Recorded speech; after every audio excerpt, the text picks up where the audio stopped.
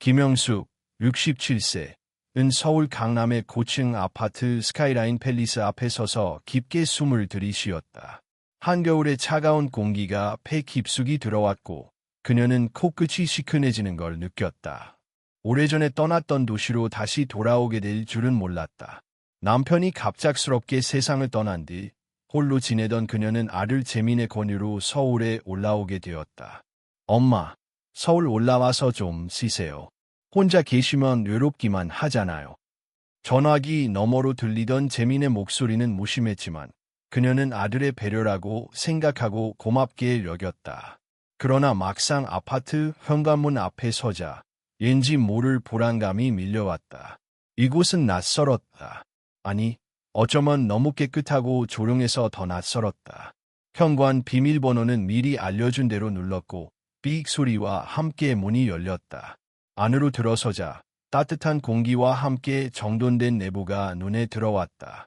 아무리 바빠도 정리는 잘하는 아들답다고 생각하며 그녀는 조심스럽게 신발을 벗고 거실로 들어섰다. 엄마 왔어요.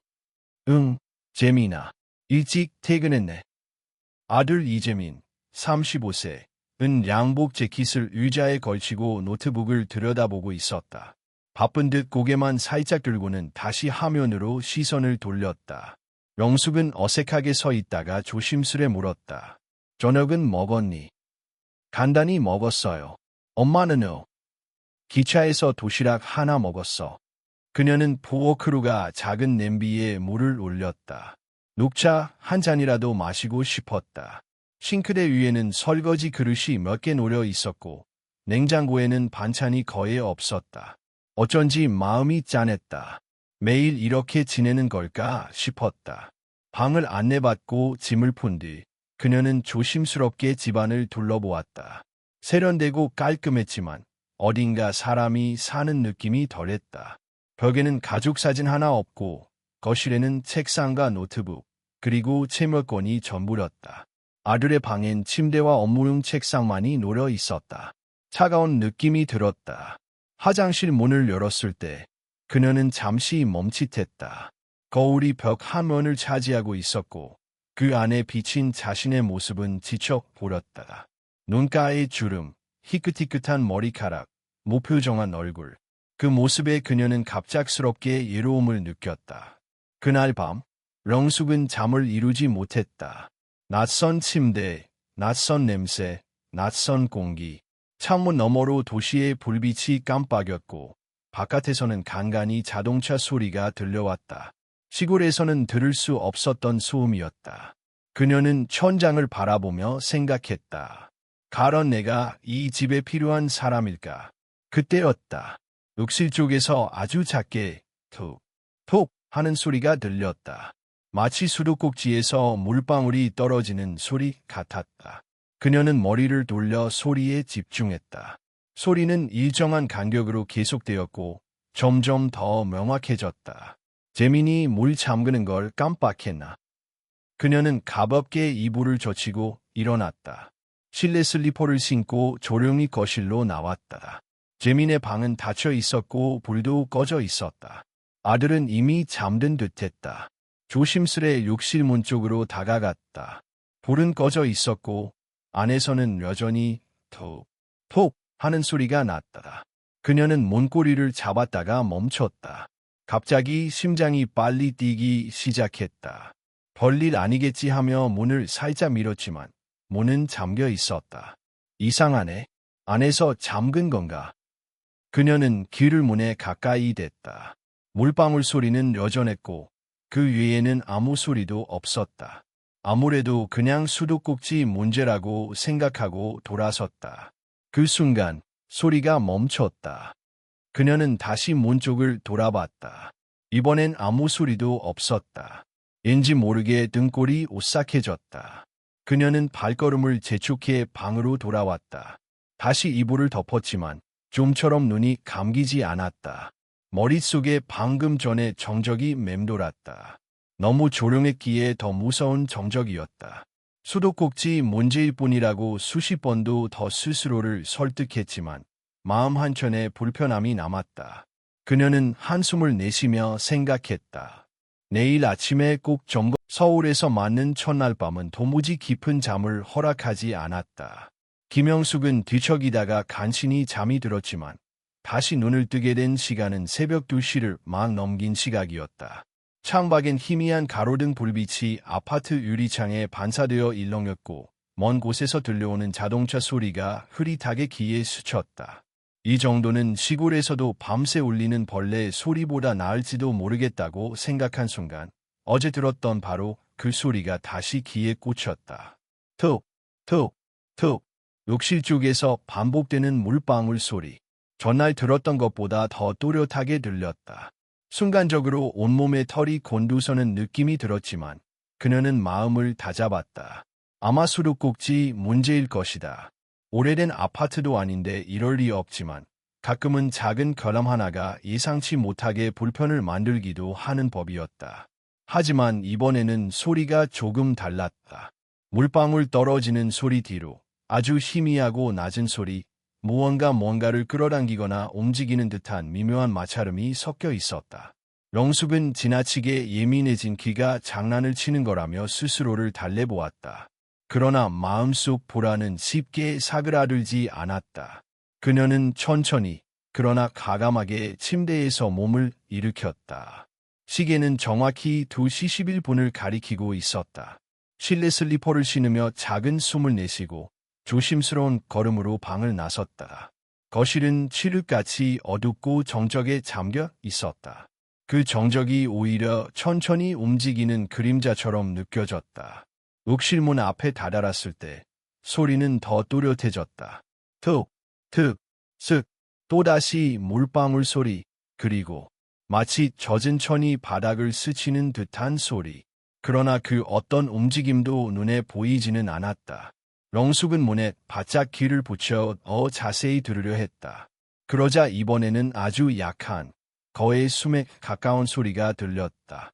사람의 숨처럼 느껴질 만큼 자연스러웠지만 믿고 싶지 않은 가능성이었다. 그녀는 과감히 문 손잡이를 잡아 돌려 보았다. 그러나 문은 굳게 잠겨 있었다. 욕실 문이 잠겨 있다는 사실은 전날보다 더 그녀를 당황하게 했다.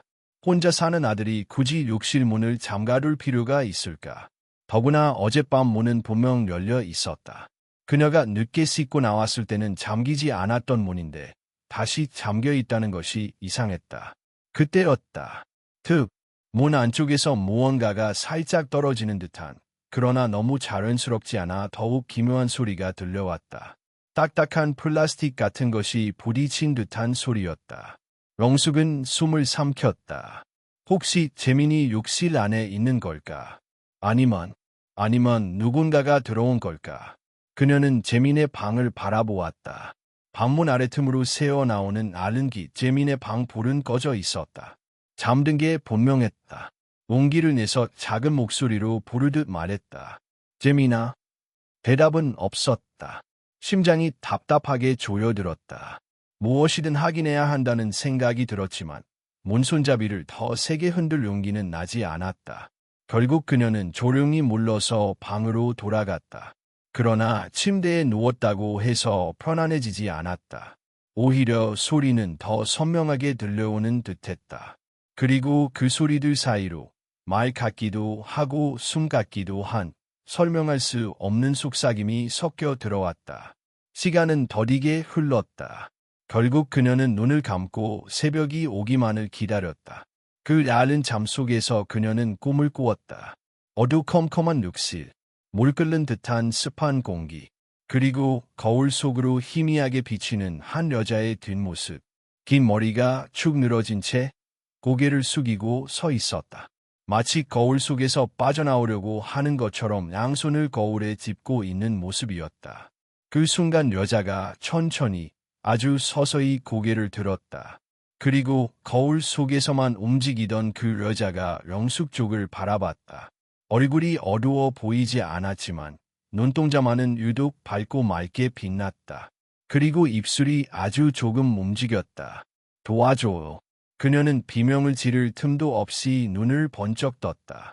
다시 현실, 다시 어둠, 다시 욕실 쪽에서 들려오는 물방울 소리. 아침이 되고 나서야 그녀는 겨우 움직일 수 있었다. 재민이 출근 준비를 하며 바쁘게 움직이는 동안 영숙은 아무 말도 하지 못하고 아들의 얼굴만 바라보았다. 피곤한 기색이 역력했고 얼굴은 야리어 있었다. 이런 모습을 보고 차마 밤새 겪은 일을 말할 용기가 나지 않았다. 혹시나 또 그녀를 의심하거나 귀찮아할까 두려웠다.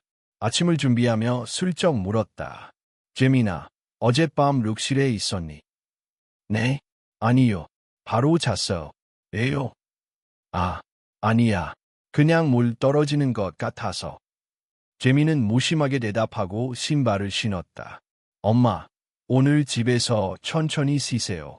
요즘 많이 피곤하니까. 그리고 혹시 소리 때문에 불안하면 관리사무소에 말해보세요. 그 말투는 친절하지도 차갑지도 않았다. 오히려 무심한 배려 같았다. 영숙은 그 말에 고개만 끄덕였다. 말하지 못한 밤의 두려움이 입안에 걸린 듯 김영숙은 재민이 출근한 뒤에도 마음이 진정되지 않았다. 밤사이 들었던 소리와 꿈속에서 본 여인의 모습이 계속 머릿속에 맴돌았다. 아무리 스스로를 달래보려 해도 불안은 쉽게 가라앉지 않았다. 이곳에 온 지 겨우 이틀째인데 어째서 이런 불편함이 계속되는 걸까? 새 집이라면 보통 마음이 편해지고 안정감을 느껴야 하는데 오히려 반대였다. 그녀는 혹시나 하는 마음에 욕실 문 앞에 다시 섰다. 날이라 그런지 문틈 아래로 은은한 빛이 새어나왔고 어제 느꼈던 끈적한 공기는 좀 줄어든 듯했다. 문고리를 잡아 돌리자 이번에는 쉽게 문이 열렸다. 욕실은 깨끗했고 수건도 말끔하게 접혀 있었으며 거울도 먼지 하나 없이 닦여 있었다. 그녀는 물을 틀어보고 배수구를 확인하고 수압도 점검했다. 아무 문제도 없었다. 밤사이 들렸던 물소리가 정말 한청이었을까? 꿈과 현실이 뒤섞인 걸까? 그녀는 자신을 의심하기 시작했다. 하지만 어젯밤 그 소리들은 너무 생생했다. 특히 마지막에 들렸던 낮은 숨소리는 아직도 귓가에 남아 있었다. 아침 시간을 보낸 뒤 그녀는 점심 무렵 아파트 단지 주변을 산책했다. 관리사무소에 문의해볼까 하다가도 뚜렷한 문제점을 설명하기 어렵다는 생각이 들었다. 무엇보다 아직 이곳에 적응도 못한 상태에서 괜히 이상한 사람으로 보일까 걱정되었다. 결국 그녀는 말을 아끼기로 했다. 그날 오후 영숙은 한 가지 결심을 했다. 다시 한번 밤에 무슨 일이 일어나는지 직접 확인해보기로 한 것이다. 그리고 가능하다면 그 소리가 어디에서 비롯된 건지 밝혀낼 생각이었다. 밤은 또다시 찾아왔다. 재민은 야근이 있다며 늦을 거라고 문자를 보냈다. 집에 혼자 남게 된 영숙은 왠지 모르게 숨이 답답해졌다. 무릎 담요를 무릎에 두르고 TV를 켜놨지만 내용은 귀에 들어오지 않았다. 머릿속에는 오직 욕실 문에서 나는 소리만이 맴돌고 있었다. 시간이 흘러 시계가 자정을 지나 1시를 가리켰다. 그녀는 TV를 끄고 조심스럽게 방으로 들어가 문을 살짝 열어둔 채 침대에 앉았다. 혹시라도 다시 소리가 난다면 곧바로 거실로 나가 관찰할 수 있도록 하기 위해서였다. 두려움과 긴장감 속에서 시계 초침 소리마저 크게 들렸다. 그리고 정확히 2시를 조금 넘긴 시각. 히익. 바람 부는 소리 같은 것이 아주 가볍게 들리더니 다음 순간 그 익숙한 소리가 다시 시작되었다. 툭, 툭, 툭. 이번에는 평소보다도 더 또렷했다. 그녀는 숨을 삼키며 천천히 일어났다. 발걸음은 조심스러웠고 심장 박동은 귀에 울릴 만큼 커졌다. 방 문틈 사이로 거실을 바라보았을 때 거실은 캄캄했다. 그러나 욕실문 아래에서는 어둠 속에서도 알아볼 수 있을 만큼 희미한 기운이 번져 나오고 있었다. 마치 안에서 누군가 움직이고 있는 듯 그림자가 흔들리고 있었다. 영숙은 눈을 크게 뜨고 숨을 멈췄다. 분명히 뭔가 있었다. 문틈 아래로 들어오는 그림자는 일정하지 않았다. 사람이 움직일 때 생기는 그 미묘한 변화를 가지고 있었다. 그녀는 더 자세히 보기 위해 몸을 살짝 앞으로 기울였다. 그리고 그 순간 욕실 문틈 사이로 아주 천천히, 너무 천천히 움직이는 그림자가 보였다. 가느다란 손목 같은 것이 문틈 가까이까지 내려왔다가 다시 사라졌다. 그녀는 두 눈으로 확실히 보았다. 손가락이 있었다. 그리고 그 손가락은 바닥을 스치듯이 천천히 움직이고 있었다. 영숙은 저절로 뒤로 물러났다. 손이 떨렸고 입술도 마찬가지였다. 이건 단순한 소음 문제가 아니었다. 누군가 혹은 무언가가 욕실 안에 있었다. 그녀는 용기를 짜내어 작게 말했다. 거기 누구 있어? 정적, 오직 물 떨어지는 소리만 계속되었다. 그녀는 다시 말했다. 누구세요? 그러자 이번에는 문틈 아래로 또 다른 그림자가 지나갔다. 이번에는 분명히 긴 머리카락 같은 것이 순간 펄럭였다. 밤의 어둠 속에서 은은하게 흔들리는 실루엣은 분명 머리카락이었다. 그리고 그 머리카락은 바닥 가까이까지 내려와 있었다. 영숙의 심장은 얼어붙은 듯 멈췄다. 그러자 바로 그 순간 그녀가 평생 잊지 못할 소리가 욕실 안에서 들려왔다. 누군가가 아주 가까운 거리에서 속삭였다. 보지 마세요. 그녀는 비명을 지를 틈도 없었다. 온몸에 힘이 빠져 주저앉을 뻔했다. 숨조차 쉬기 어려웠다. 그 목소리는 분명 사람이었다. 그러나 사람이기에는 너무 희미하고 너무 아득하고 너무 슬픈 목소리였다. 그녀는 떨리는 손으로 스마트폰을 잡았지만 신고 버튼을 누를 용기가 나지 않았다. 만약 진짜 사람이 있다면, 만약 위험한 사람이라면, 그리고 만약 사람이 아니라면. 잠시 후 갑작스런 인기척이 들렸다. 현관 비밀번호를 누르는 소리였다. 삐삐삐 찡. 재민이 들어오는 소리가 들렸다. 영숙은 갑자기 현실로 돌아온 듯 숨을 내쉬었다. 그녀는 급히 방 문을 닫고 침대에 앉았다. 이 상황을 어떻게 설명해야 할까? 아니, 말한다고 해도 재민이 믿어줄까? 잠시 뒤 재민이 방문을 두드렸다. 엄마, 아직 안 주무셨어요. 영숙은 떨리는 목소리로 대답했다. 응, 이제 자려고 해. 재민은 문을 열지 않고 조용히 말했다. 엄마, 너무 걱정하지 마세요. 이상한 소리 들리면 내일 관리사무소에 말해볼게요. 그 말은 이루어졌지만 영숙에게는 오히려 더 큰 불안이 되었다. 내일까지 기다릴 수 있을까? 지금 이 순간에도 욕실 안에는 뭔가가 있다. 그녀는 다시 문틈을 바라보았다. 욕실 아래 그림자는 사라져 있었다. 물소리도 멈춘 듯 고요했다.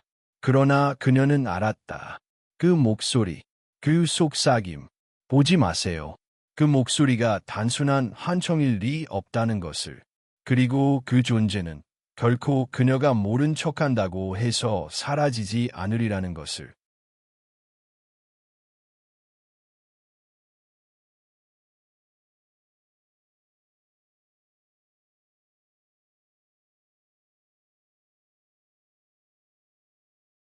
다음 날 아침, 김영숙은 눈을 뜨자마자 심한 두통을 느꼈다.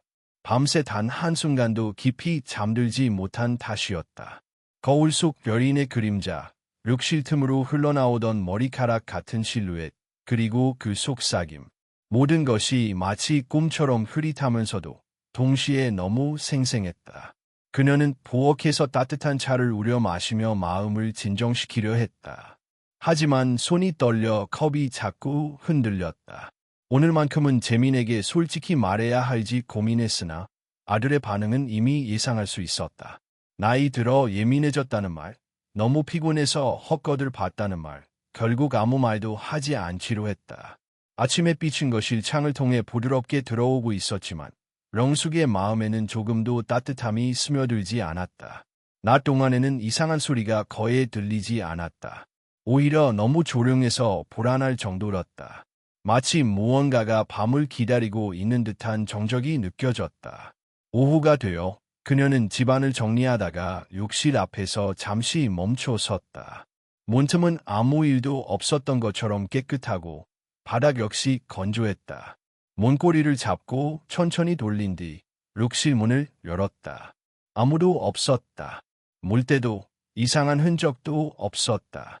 그녀는 오래 들여다보다가 천천히 거울로 시선을 옮겼다. 거울은 어젯밤과 다르게 낯빛을 그대로 반사하며 맑았다. 그러나 영숙은 거울 속 자신을 보면서 등골이 서늘해지는 느낌을 받았다. 평소보다 더 늙어 보이고 눈 밑은 심하게 꺼져 있었다. 밤새 겪은 보란이 그대로 얼굴에 새겨진 듯했다. 그녀는 거울에 가까이 다가가 손끝으로 눈가를 만져보았다. 그때였다. 거울 아래쪽이 아주 조용하게, 너무 천천히 뿌옇게 흐려졌다. 마치 김이 서리는 것처럼 보였지만 욕실은 충분히 차갑고 건조했다. 그녀는 숨을 멈추고 뒤로 물러섰다. 뽀란 자국은 점점 더 넓어졌고 물이 흐르는 듯한 가느다란 자국이 거울을 타고 아래로 흘러내렸다. 영숙은 다시 한번 거울을 응시했다. 그 흐려진 표면 속에 희미한 형체가 어른거리기 시작했다. 처음엔 자신의 얼굴이 번져 보이는 것 같았다. 그러나 눈을 크게 뜨고 집중하자 그것은 그녀가 아닌 또 다른 여인의 모습이었다. 길고 축 처진 머리카락, 창백한 얼굴, 그리고 어딘가 고통에 잠긴 듯한 표정. 여인은 고개를 아주 약간 기울이고 영숙 쪽을 바라보고 있었다. 심장이 얼어붙는 듯 순간적으로 서늘한 감각이 온몸을 훑고 지나갔다. 그러나 영숙이 눈을 깜빡이는 순간 거울 속 형체는 사라졌다. 마치 흔적조차 없었던 것처럼 맑아져 있었다. 그녀는 숨을 깊게 들이쉬며 손으로 가슴을 눌렀다. 목 아래가 타들어가는 듯 답답했다. 내가 지금 대체 뭘 본 거지? 그녀는 조금이라도 진정하기 위해 거울을 닦으려 수건을 들었다. 하지만 거울을 닦는 순간 얼룩이 사라짐과 동시에 다시 흐려졌다. 그리고 이번에는 더 분명한 형체가 나타났다. 한 여자가 울고 있었다. 입 모양이 천천히 움직이고 있었다. 소리는 나지 않았지만 입술은 분명히 이렇게 말하고 있었다. 도와줘요. 영숙은 비명을 지르고 욕실 밖으로 뛰쳐나왔다.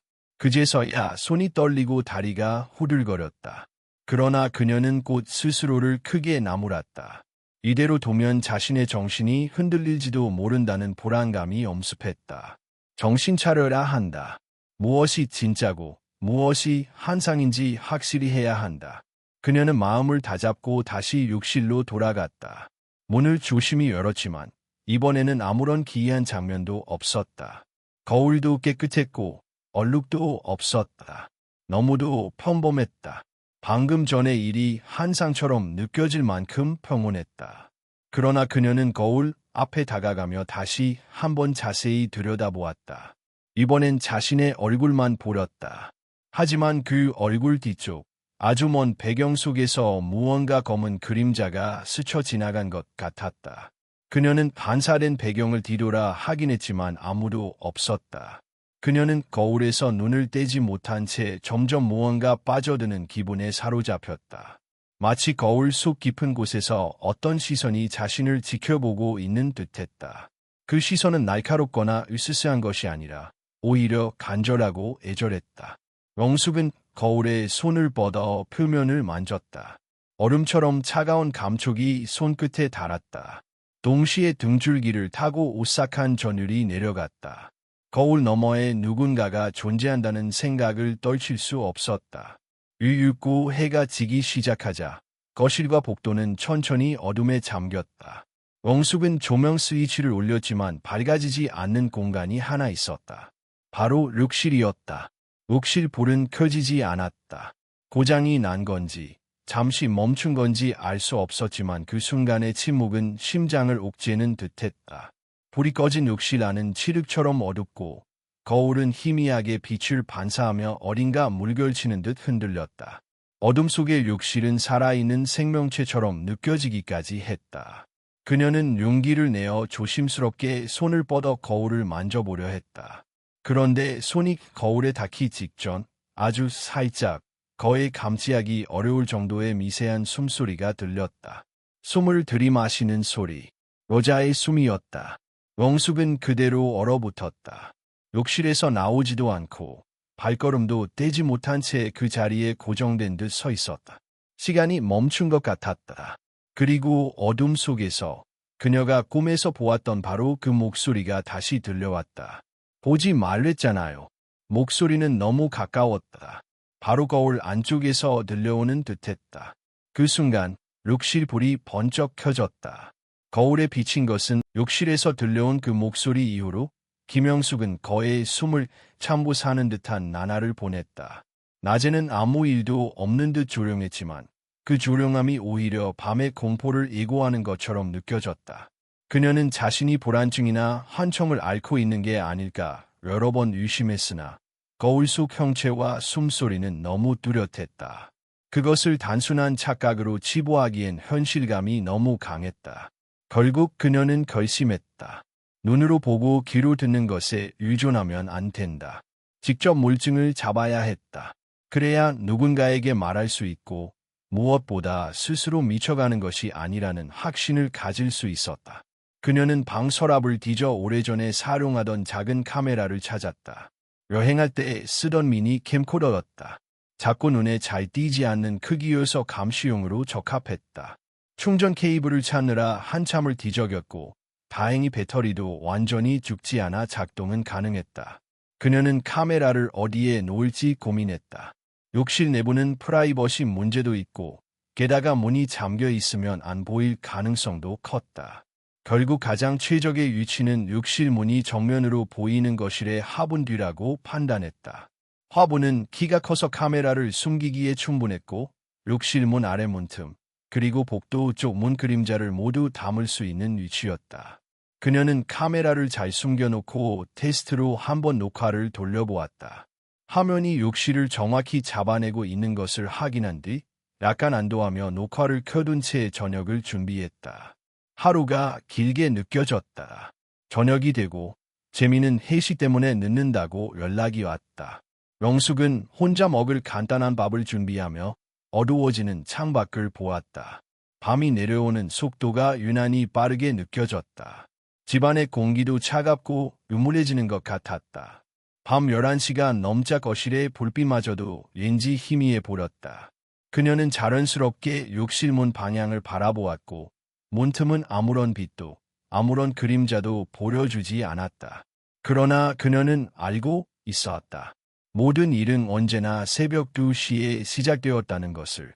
그녀는 마음을 가라앉히기 위해 방으로 들어가 문을 조금 열어둔 채 앉아 있었다. 심장은 여전히 불규칙하게 뛰었고 손은 차갑게 식어 있었다. 시계 초침 소리만이 귓가에 울렸다. 그리고 시간이 흘러 시계가 2시를 넘기는 순간 그녀는 숨을 삼켰다. 거실에서 들려오는 익숙한 소리가 다시 울렸다. 툭, 툭, 툭. 그녀는 침대에서 천천히 몸을 일으켰다. 오늘은 두려워서 도망치는 대신 확인해야 했다. 눈에 보이는 것만이 진실이 아니라는 걸 깨달았기 때문이다. 그녀는 방문 너머로 조용히 발을 내딛었다. 거실은 어둡고 공기는 무겁게 가라앉아 있었다. 욕실문 아래에서 아주 약하게 그림자가 흔들렸다. 그녀는 숨을 죽이며 카메라 방향을 힐끗 보았다. 다행히 카메라는 그대로였다. 렌즈가 어둠 속에서 희미하게 빛나고 있었다. 바로 그때 욕실 문이 아주 천천히 흔들렸다. 누군가 안에서 문손잡이를 잡고 미세하게 움직이는 듯한 느낌이 들었다. 바람이라기엔 너무 의도적인 움직임이었다. 그녀는 다시 떨리는 목소리로 말했다. 거기 누구 있어? 당연히 답은 없었다. 그 대신 더 강한 물소리와 욕실 바닥을 끄는 듯한 소리가 들려왔다. 그리고 순간 문틈 아래로 긴 머리카락 같은 것이 스르륵 흘러나왔다가 순식간에 사라졌다. 그녀는 비명을 참으며 뒤로 물러났다. 그리고 이대로는 견딜 수 없다는 생각이 들어 방으로 뛰어들어가 문을 닫고 이불 속에 숨어버렸다. 두려움 속에서 그녀는 시간이 가기를 기다렸고 어느 순간 정신을 잃은 듯 잠에 빠져들었다. 아침 햇살이 창을 밝히고 나서야 그녀는 깨달았다. 카메라. 그녀는 폰을 쥔 손으로 떨리는 숨을 내쉬며 거실로 나갔다. 밤사이 켜둔 카메라는 여전히 녹화 중이었다. 그녀는 서둘러 기기를 꺼내들고 재생 버튼을 눌렀다. 화면이 빨리 감기듯 지나갔고 마침내 새벽 2시 무렵이 되자 그녀는 숨을 멈췄다. 욕실 문이 화면 속에 고정되어 있었다. 처음에는 아무 일도 없었다. 그러나 2시 7분쯤 화면 안쪽에서 욕실 문이 미세하게 흔들렸다.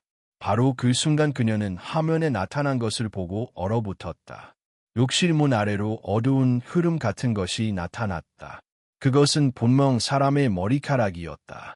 긴 머리카락이 문틈 밖으로 나왔다가 서서히 안으로 끌려 들어갔다.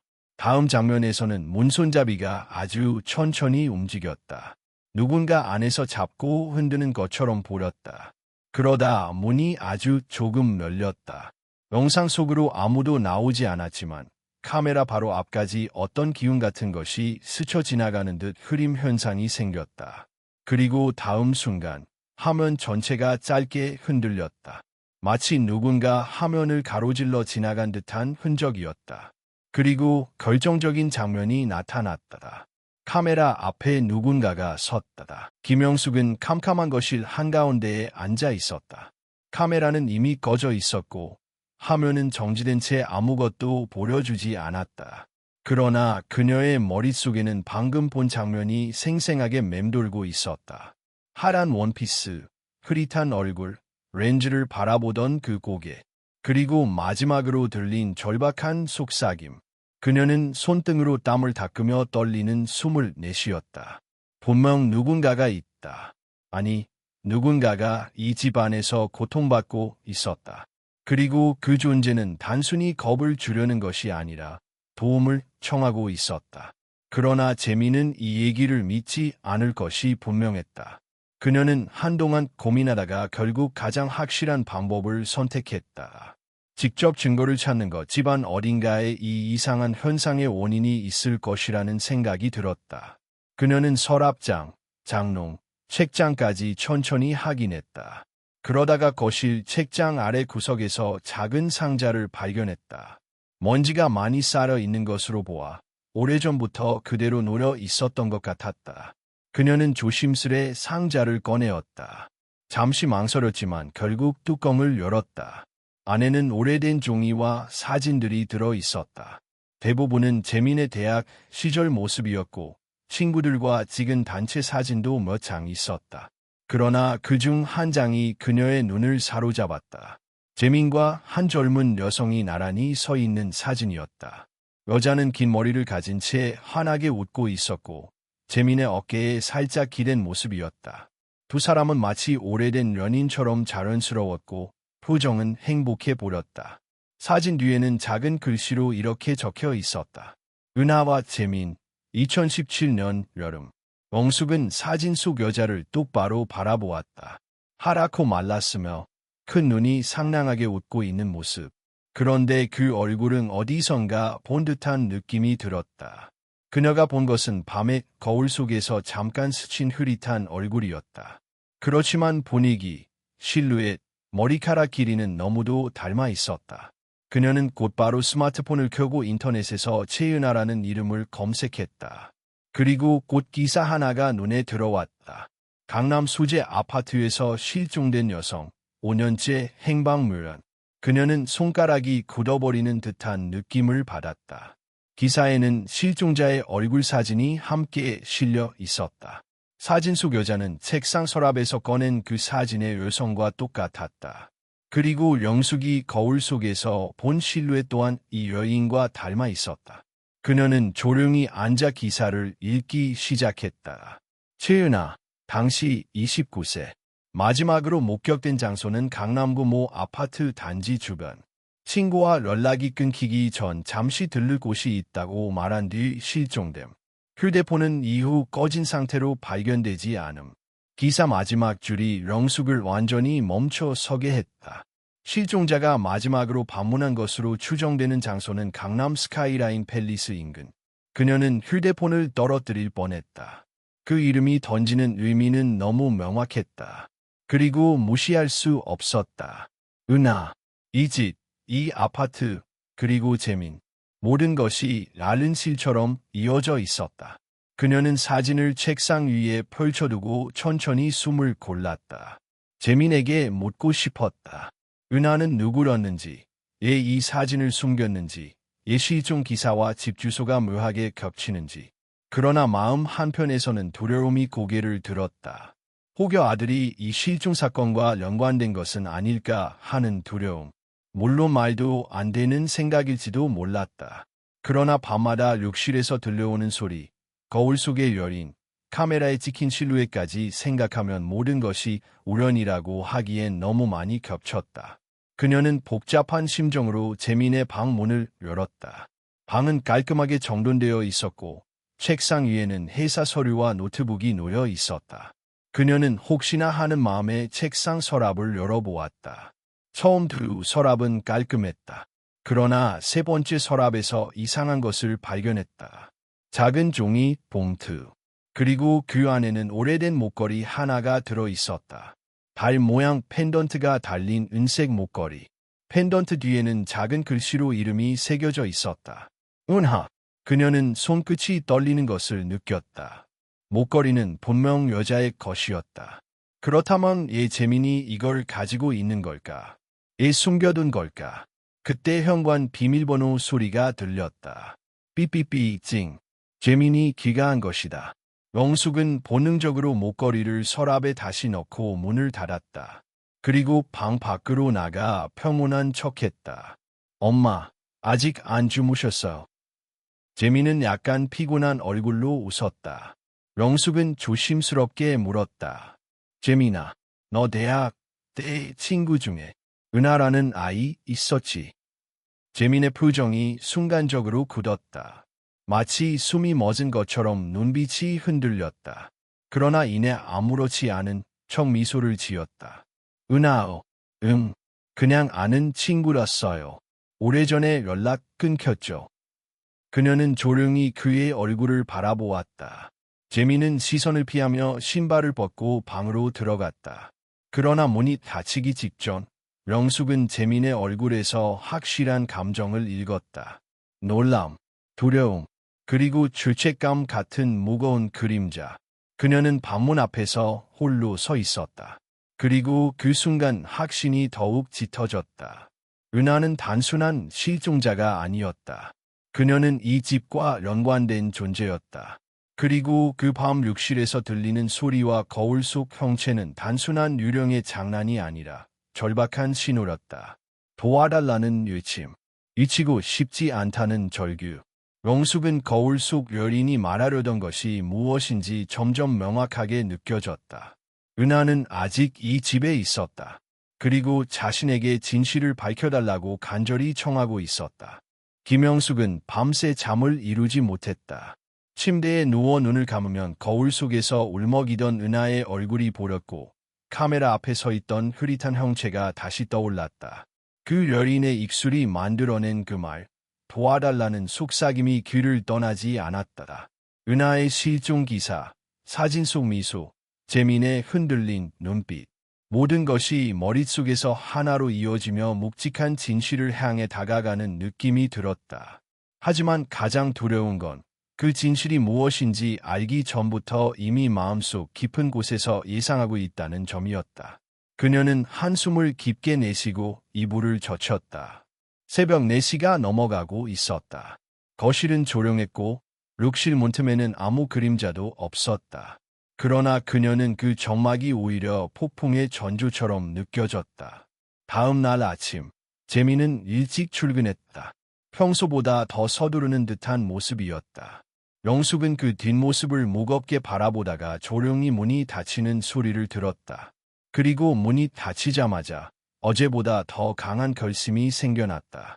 이 집안 어딘가에 은하가 사라진 이유가 숨어 있다. 그녀는 집안 곳곳을 다시 둘러보았다. 어제 찾은 사진과 목걸이는 아직 그대로였다. 그러나 그것만으로는 충분하지 않았다. 어딘가에 더 깊은 흔적이 있을 것 같았다. 특히 밤마다 기이한 현상이 일어나는 그곳. 욕실문 앞에 선 그녀는 가슴이 두근거리는 것을 느꼈다.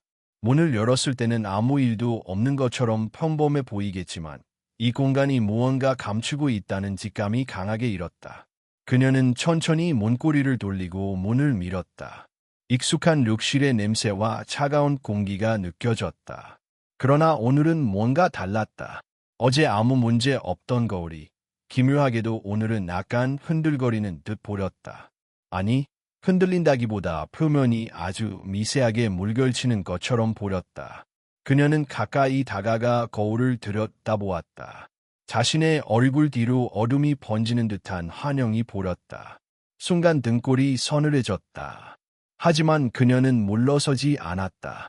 이 공포를 정면으로 마주하지 않으면 아무것도 해결되지 않을 것 같았다. 그녀는 손을 뻗어 거울 표면에 닿았다. 생각보다 훨씬 차갑고 딱딱했다. 그러자 갑자기 거울 아래쪽에서 물방울이 흘러내렸다. 똑, 똑, 똑. 그리고 그 물방울이 떨어지며 아주 작은 단어가 거울에 새겨지는 듯한 잔상을 남겼다. 또, 문득 머릿속을 스치는 생각이 있었다. 또 도와달라는 은하의 마지막 말. 그녀는 그제야 깨달았다. 거울 뒤에 무엇인가가 있다. 그녀는 숨을 크게 들이켰다. 그리고 벽면을 손가락으로 두드려 보았다. 소리가 일정하지 않았다. 거울 한쪽에서만 묵직한 울림이 들렸다. 마치 뒤에 빈 공간이 있는 것처럼. 거울은 단순한 인테리어가 아니었다. 무엇인가 숨기기 위해 설치된 것이었다. 그녀는 즉시 집안 곳곳을 뒤져 공구함을 찾았다. 마침 작은 망치와 드라이버가 있었다. 손은 떨렸지만 결심은 단단했다. 그녀는 거울 옆 틈을 조심스럽게 드라이버로 파내기 시작했다. 처음에는 벽과 거울이 단단히 붙어 있는 듯 보였지만 조금씩 힘을 주자 틈이 벌어지기 시작했다. 그리고 마침내 거울이 약하게 흔들렸다. 다시 한번 용기를 내어 당기자 거울이 벽에서 떨어져 나왔다. 득! 거울은 바닥에 부딪혀 큰 소리를 냈다. 그녀는 본능적으로 뒤로 물러났지만 시선을 뗄 수 없었다. 거울 뒤에는 작은 공간이 있었다. 손바닥 정도의 깊이. 그리고 그 안에는 오래된 노란 종이와 작은 종이 상자가 들어 있었다. 그녀는 천천히 상자를 꺼냈다. 손이 떨렸지만 멈출 수 없었다. 상자를 열자 작은 수첩 한 권이 나왔다. 달아서 가장자리가 해져 있었고 몇몇 페이지는 물에 젖은 듯 구부러져 있었다. 그녀는 조심스럽게 첫 페이지를 펼쳤다. 2020년 1월 3일. 재민 씨가 나를 이곳으로 데려왔다. 잠깐 얘기하자고 했는데 무섭다. 왜 이렇게 표정이 어두울까? 롱숙은 숨을 멈췄다. 그녀는 다음 페이지를 넘겼다. 2020년 1월 10일. 밖에 나가고 싶다. 하지만 문이 잠겨 있다. 전화기도 빼앗겼다. 어디에 있는지 모르겠다. 제발 누가 좀. 페이지는 여기서 찢겨 있었다. 그녀는 멍하니 수첩을 바라보았다. 손끝이 얼어붙는 것처럼 차가웠다. 목이 메이고 숨이 가빠졌다. 무엇이 사실이고 무엇이 오해인지 판단할 수 없었다. 하지만 분명한 것은 하나였다. 은하는 이 집에 온 적이 있었다. 그리고 누군가에 의해 갇혀 있었다. 그녀는 마지막 페이지를 넘겼다. 거기에는 단 한 문장만이 크게 적혀 있었다. 나 여기 있어요. 제발 봐주세요. 롱숙은 수첩을 떨어뜨렸다. 그 순간 룩실 불이 깜빡이며 꺼졌다. 대신 거울이 떨어져 나온 벽 뒤 공간에서 바람 같은 기운이 스쳐 지나갔다. 그리고 어둠 속에서 아주 작은 목소리가 들렸다. 보셨죠? 이제 도와주세요. 그녀는 뒤돌아보며 입을 막았다. 소리는 너무 가까웠다. 마치 바로 등 뒤에서 누군가 속삭이는 것처럼. 그 순간 롱숙은 확신했다. 은하의 영혼은 이 집을 떠나지 못하고 있다. 그리고 이제 자신이 해야 할 일이 무엇인지 똑똑히 알게 되었다. 욕실 벽 뒤에서 들린 속삭임은 김영숙의 마음을 완전히 뒤흔들어 놓았다. 그것은 단순한 환청이 아니었다. 너무나 분명하고 너무나 가까웠다. 은하의 일기장까지 발견한 지금 그녀는 더 이상 이 상황을 외면할 수 없었다. 그렇지만 동시에 더 이상 혼자 감당할 수 있는 문제도 아니었다. 영숙은 떨리는 손으로 일기장을 다시 집어들었다.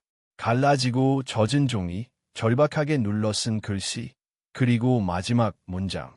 나 여기 있어요. 제발 봐주세요. 그녀는 벽에 기대에 숨을 고르며 한 가지 사실을 깨달았다. 은하는 실종된 게 아니라 사라지고 싶지 않았다는 것이다. 누군가에게 잊히고 싶지 않았고 누군가에게 구해지길 원했다. 그리고 그 누군가는 지금 자신이었다. 하지만 진실을 마주하기 위해서는 반드시 넘어야 할 벽이 하나 있었다. 바로 아들 재민. 그녀는 수첩을 들고 천천히 거실로 나왔다. 손끝은 떨렸고 머릿속은 혼란스러웠다. 어머니로서 아들을 의심한다는 건 상상조차 하기 어려운 일이었다. 그러나 모든 증거가 하나의 방향을 가리키고 있었고 그 방향 끝에는 재민이 서 있었다. 그녀는 소파에 앉아 재민이 퇴근하기를 기다렸다. 초침 소리만 방 안을 채울 뿐 시간은 움직이지 않는 것처럼 느껴졌다. 오후가 지나 밤이 되었다. 그리고 마침내 현관 비밀번호 소리가 들렸다. 삐삐삐 찡. 재민이 들어오자 영숙은 자리에서 일어났다. 아들은 평소와 다름없이 미소를 지었지만 영숙은 그 미소가 억지라는 걸 단박에 알아차렸다. 엄마, 괜찮아요. 왜 이렇게 어두운 데 있어요? 영숙은 대답 대신 조용히 일기장을 그의 앞에 내려놓았다. 재민은 일기장을 보는 순간 눈이 크게 흔들렸다. 그는 손에 든 가방을 떨어뜨릴 뻔했다. 얼굴은 서서히 창백해졌고 숨을 들이쉴 때마다 어깨가 떨렸다. 이게 어디서 난 거예요? 그의 목소리는 낮고 조용했지만 분명 두려움이 섞여 있었다. 욕실 뒤에서 찾았어. 벽 뒤 공간에서. 왜 이런 게 우리 집에 있니? 이 글을 쓴 사람이 누구야? 엄마가 본 여자가 그 아이니? 재민은 식은땀을 흘리며 일기장을 덮었다. 손이 떨고 있었다. 엄마, 이건 제 얘기가 아니에요. 정말 아니에요. 그는 머리를 감싸쥐고 바닥에 주저앉았다. 하지만 영숙은 물러서지 않았다. 재민아, 엄마가 널 믿고 싶어. 하지만 이건 믿고 싶다고 해서 믿어지는 문제가 아니야. 왜 내 방에서 은하라는 아이의 목걸이가 나온 거지? 왜 너희가 같이 찍은 사진을 숨겨놨니? 재민은 충격과 두려움이 섞인 얼굴로 천천히 고개를 들었다. 엄마, 은하 씨는 제 여자친구였어요. 하지만 실종된 건 저 때문이 아니에요. 진짜로 아니에요. 그는 숨을 크게 들이켰다. 3년 전이에요. 은하 씨는 정신적으로 많이 힘들어하고 있었어요. 직장에서 스트레스도 많았고 가족 문제도 있었고 그래서 저에게 잠시 숨고 싶다고 했어요. 자신을 찾을 시간을 달라고 했어요. 영숙은 믿기지 않는다는 듯 고개를 저었다. 그래서 우리 집에 데려온 거야. 재민은 눈을 감았다. 네, 그런데 그게 잘못이었어요. 엄마가 지방에 내려가 계시던 때라 집이 비어 있었잖아요. 그래서 며칠만 있으라고 했어요. 그런데 그 뒤부터 은하 씨 상태가 점점 이상해졌어요. 밤마다 혼자 울고 문을 열어달라고 소리를 지르고 제가 잠깐 밖에 나가 있으면 벽을 두드리고 그러다 어느 날 그녀가 갑자기 사라졌어요. 흔적도 없이. 영숙은 숨을 들이켰다. 그럼 너는 은하가 우리 집에서 실종됐다는 걸 지금까지 숨기고 있었던 거니? 재민은 손에 머리를 묻고 떨리는 목소리로 말했다. 엄마, 그때 저는 정말 무서웠어요. 제가 신고하면 사람들이 제가 한 줄 알까 봐 은하 씨가 사라진 게 제 책임처럼 느껴졌어요. 하지만 정말로 저는 아무 짓도 하지 않았어요. 그의 목소리는 금세 울음으로 번졌다. 저는 그냥 그녀를 지켜주고 싶었어요. 그런데 그러지 못했어요. 영숙은 아들의 어깨에 손을 올렸다. 하지만 마음속에서는 복잡한 감정이 소용돌이쳤다. 아들이 진실을 말하는 것 같기도 했고 뭔가 감추는 것 같기도 했다. 그녀는 조용히 물었다. 그럼 이 일기장은 어떻게 된 거니? 재민은 눈을 크게 떴다. 저도 몰라요. 저는 이걸 처음 봐요. 엄마가 찾았다는 그 벽 뒤 공간. 저는 그런 게 있는지도 몰랐어요. 영숙은 그의 눈을 바라보았다. 거짓말이라고 단정할 수는 없었다. 그러나 확신할 수도 없었다. 그때 갑자기 욕실 불이 켜졌다. 둘은 동시에 욕실을 바라보았다. 아무도 건드리지 않았는데 불이 켜진 것이다. 그리고 다음 순간 욕실 거울이 바람에 흔들리듯 미세하게 움직였다. 이미 거울은 벽에서 떨어진 뒤였으므로 흔들릴 이유가 없었다. 하지만 그것은 분명 흔들렸다. 마치 누군가 그 자리에 서 있는 것처럼 그 안에서 희미한 여성의 실루엣이 드러났다.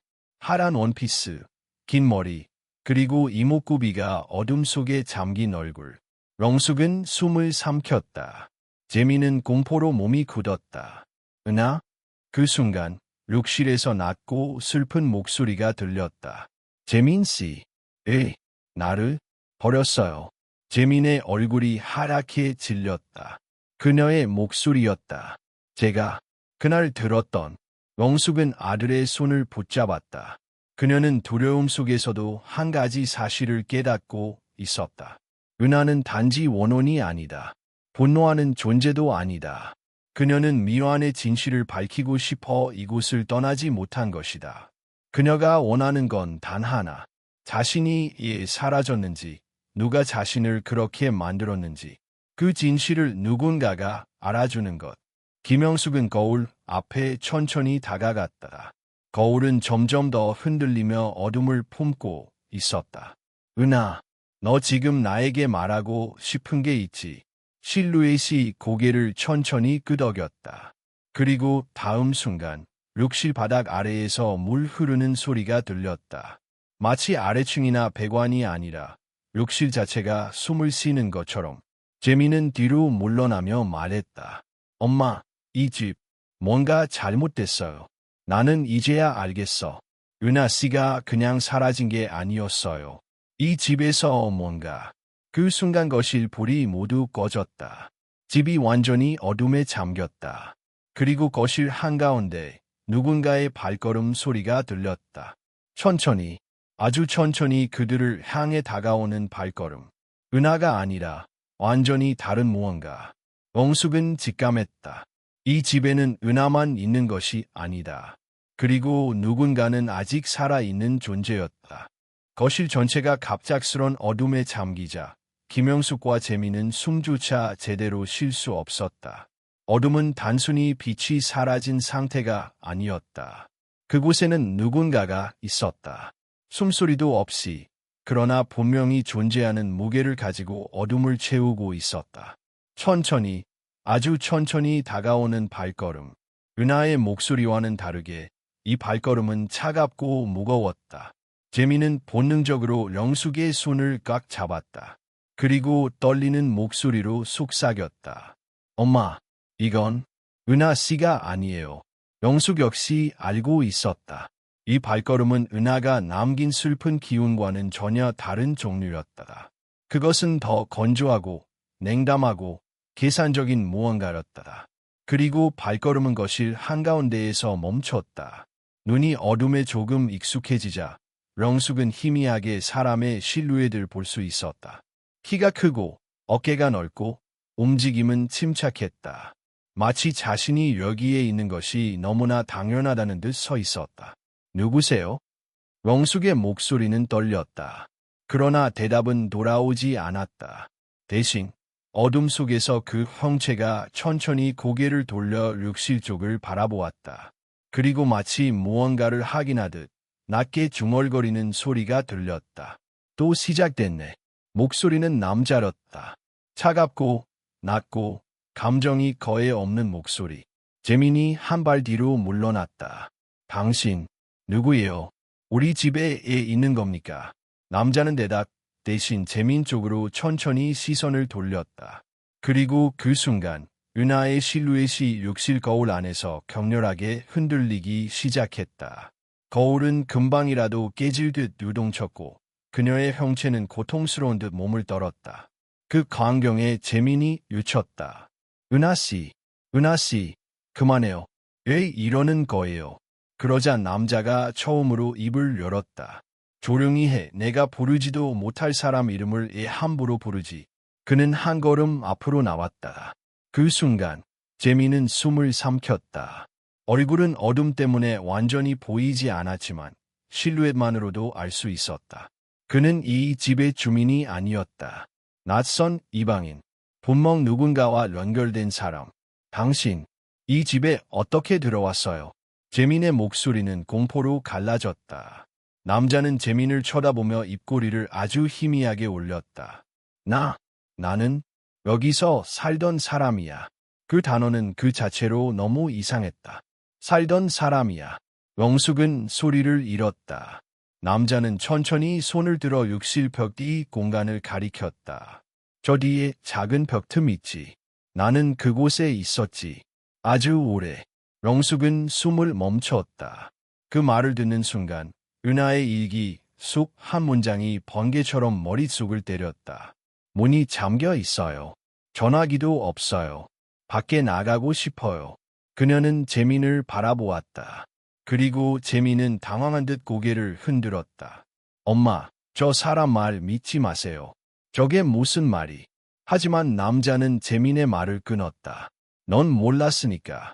그의 목소리는 마치 오래된 먼지를 털어내듯 담담했다. 넌 내가 은하를 혼자 두고 집을 나간 사이 누군가 더 이 집에 있었다는 사실을 모른 거지. 재민의 얼굴이 굳었다. 당신이 은하 씨를.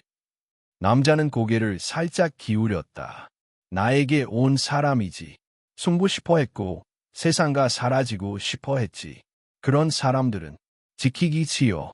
말하는 방식이 너무 익숙하게 들렸다.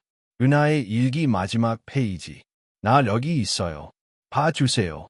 엉숙은 단호하게 말했다. 당신이 그 아이를 가둔 겁니까? 남자는 침묵했다. 그러나 침묵이 곧 대답이었다. 은하의 실루엣은 격렬하게 흔들리기 시작했고 거울은 불규칙한 소리를 내며 울렸다. 마치 안에서 두드리는 것처럼. 영숙은 한 걸음 앞으로 나아갔다. 그랬습니까? 왜 그 아이를? 남자는 짧게 말했다. 필요했으니까. 재민이 분노한 목소리로 외쳤다. 사람 목숨이 당신한테 필요한 물건이에요. 남자는 재민을 보며 입꼬리를 올렸다. 너도 알잖아. 사람은 약해지면 어떤 자리에든 갇히게 돼. 그리고 약해진 사람은 누구든 일용할 수 있어. 그 말은 재민의 가슴을 정면으로 찔렀다. 마치 재민도 은하를 방치한 죄가 있다는 듯. 영숙은 그제야 깨달았다. 이 집에 숨어있던 두 번째 존재. 은하가 도와달라고 했던 이유. 욕실에서 들린 남자의 목소리. 모든 것이 퍼즐처럼 맞춰졌다. 그리고 남자가 마지막으로 말했다. 나는 아직 나가지 않았어. 왜냐면 아직 끝나지 않았으니까. 그 순간 욕실 거울이 쨍하고 크게 깨졌다. 조각들이 바닥으로 떨어지며 흩어졌고 깨진 조각 사이에서 은하의 실루엣이 사라졌다. 어둠이 완전히 삼켜버린 듯한 순간 남자의 형체도 흔들리더니 서서히 사라지기 시작했다. 마치 연기처럼. 그리고 마지막으로 귓가에 속삭였다. 보고 싶다면 밑에서 찾으면 돼. 영숙과 재민은 그대로 얼어붙었다. 미디라먼, 아래층, 지하실, 아니면 개관 공간. 둘은 서로 바라보았다. 그리고 동시에 같은 진실을 깨달았다. 은하는 이 집에서 사라진 것이 아니다. 누군가가 그녀를 다른 공간으로 옮겼다. 그리고 그 진실은 아직 집 아래 어딘가에 묻혀 있었다. 깨진 거울 조각이 바닥에서 반짝이며 흔들리고 있었다. 김영숙과 재민은 그 앞에서 한동안 아무 말도 하지 못했다. 방금 전 어둠 속에서 사라진 남자의 형체, 그리고 마지막으로 남긴 말. 밑에서 찾으면 돼. 그 말은 마치 집의 깊은 곳, 누구도 보지 못한 어둠 속에 무언가 숨겨져 있다는 경고 같았다. 영숙은 떨리는 손으로 벽을 짚었다. 심장은 불규칙하게 뛰고 있었고 머릿속은 무거운 진실의 조각들이 서로 맞춰지는 느낌이었다. 은하가 남긴 일기, 욕실 아래서 들리던 물소리, 밤마다 흔들리던 배관, 그리고 그 남자의 말. 재민은 어머니를 바라보며 말했다. 엄마, 우리 아래층 가봐야 하는 것 같아요. 영숙은 고개를 들었다. 그래, 이제 숨을 수 없지. 그들은 손전등을 들고 조심스럽게 집 밖으로 나섰다. 복도는 새벽이라 적막했고 엘리베이터는 움직이지 않고 있었다. 두 사람은 계단을 내려가며 발소리를 숨기듯 조심스러웠다. 1층을 지나 비온 주차장층, 그리고 그 아래 잘 사용되지 않는 B2 설비실. 재민이 조심스럽게 물었다. 엄마, 설마 진짜로 이 아래에 뭔가 있을 거라고 생각해요? 웡숙은 떨리는 목소리로 말했다. 저 아이가 도와달라고 했어. 그리고 그 남자, 분명 뭔가를 숨겼어.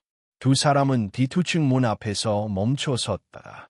문은 오래된 금속이라 녹슨 부분이 많았고 사람 발길이 드문 듯했다. 재민은 문 손잡이를 잡았다. 차갑고 끈적한 느낌까지 들었다. 그 순간 렁숙은 재민의 손목을 붙잡았다. 재민아, 아들, 만약 안에 무언가 있더라도 우리가 감당할 수 있을까? 재민은 깊은 숨을 들이마시고 단호하게 말했다. 엄마, 은하 씨가 거기서 기다리고 있다면 이제라도 제가 찾아야 해요. 그녀는 아들의 눈을 바라봤다. 두려움과 죄책감, 그리고 책임감이 섞여 있었다. 웡숙은 고개를 끄덕였다. 그래, 가자. 재민은 문을 천천히 아주 조심스럽게 열었다.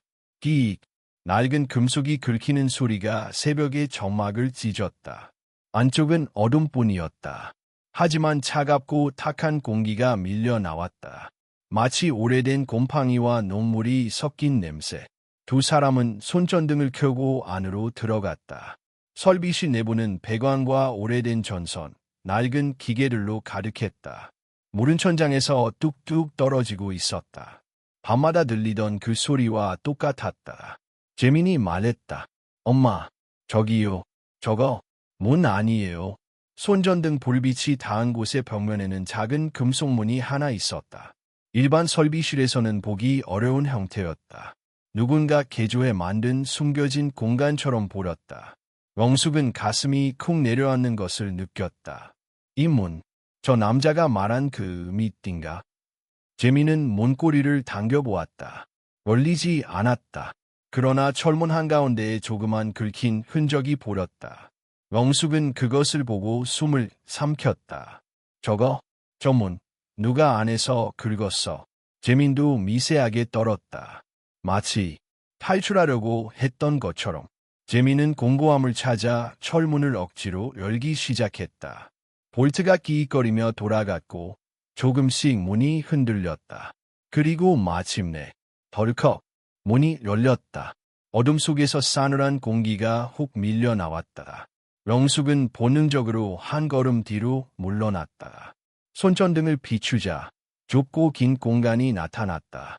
배관과 콘크리트 사이에 억지로 만들어진 사람 하나 겨우 들어갈 정도의 숨겨진 방. 그리고 그 한가운데 낡은 담요가 깔려 있었고 그 위에는 오래된 플라스틱 컵 몇 개, 부서진 휴대전화 케이스, 찢어진 옷가지가 놓여 있었다. 벽에는 손톱으로 긁힌 자국이 셀 수 없이 많이 새겨져 있었다. 웡숙은 입을 막았다. 재민은 숨이 막혀 주저앉았다. 그리고 그러한 슬픔과 공포의 정점에서 손전등 불빛이 한 곳을 비추었다. 벽 한쪽, 희미하게 남아있는 글씨. 나, 여기 있어요. 제발, 찾지 마세요. 무서워요. 웡숙은 울음을 터뜨렸다. 재민은 글자를 만지며 목이 메었다. 그때였다. 어둠 속에서 갑자기 바람이 스쳤다. 두 사람은 동시에 뒤돌아보았다.